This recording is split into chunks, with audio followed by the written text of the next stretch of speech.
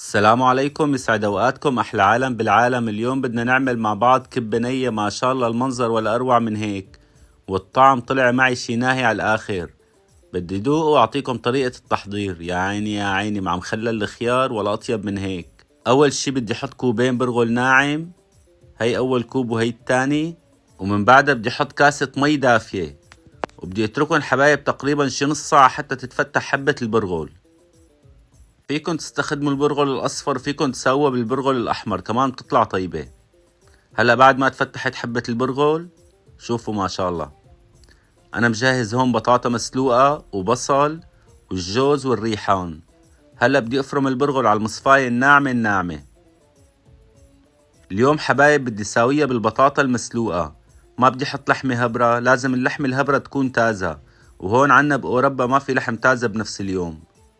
أنا سلقت 4 حبات بطاطا، لا كبار ولا صغار، وسط. وكمان حطيت بصلة، وعندي الريحان الأخضر عطى طعم ولا أطيب من هيك.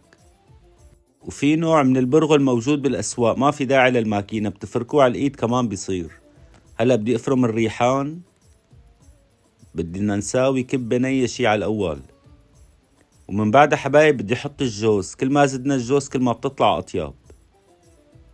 فضلا وليس أمرا حبايبي، ضيفوني على حساباتي الشيف نور الدين، فيسبوك، يوتيوب، انستغرام، تيك توك. يلي مو متابعني تابعني، وما تنسون من اللايك وإعادة النشر وتعليق حلو مثلكم.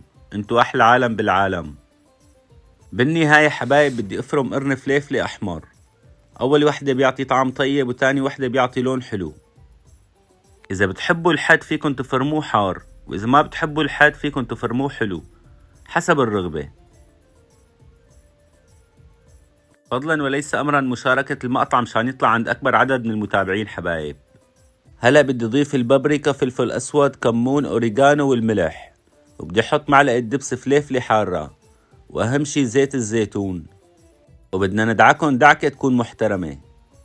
ما شاء الله ما شاء الله، والله طلعت الكبة شي ناهي على الأول.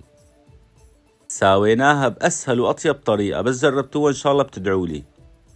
شوفوا على هالمنظر، مبين شي ناهي. ما شاء الله ما شاء الله. هلا هيك صارت الكبة جاهزة، فيكن تفردوها بصحن وفيكن تكبكبوها بهي الطريقة. هي بترجع حسب الرغبة. لك ايدي بشوية مي، ومن بعدها بكبكبها بهي الطريقة. ما شاء الله ما شاء الله، شغلة ولا أسهل من هيك. هلا بالنهاية حبايب بدي أحط قطعة كبة بالنص، وبدي أفردها بهي الطريقة، وصفي علينا الزينة حسب الرغبة. أنا بدي زينها بمخلل الخيار والجوز. هلا بدي أحط مخلل الخيار. ما شاء الله طلع معنا صحن ملكي. يا عيني يا عيني. ومن بعدها بدي أضيف الجوز. طلع معنا مو صحن كبة، لوحة فنية. هلا بدي أحط على كل قطعة كبة قطعة جوز. يا عين، ولا أروع من هيك. أهم شي ابعتولي صورة بالتعليقات كيف طلعت معكم النتيجة، بس جربتوا الوصفة. إن شاء الله قريبا بدي ساويلكم الكبة اللبنية. هلأ هيك حبايب صحن الكبة صار عندي جاهز. صفي علينا دبس الرمان، طيبة تكون حامضة.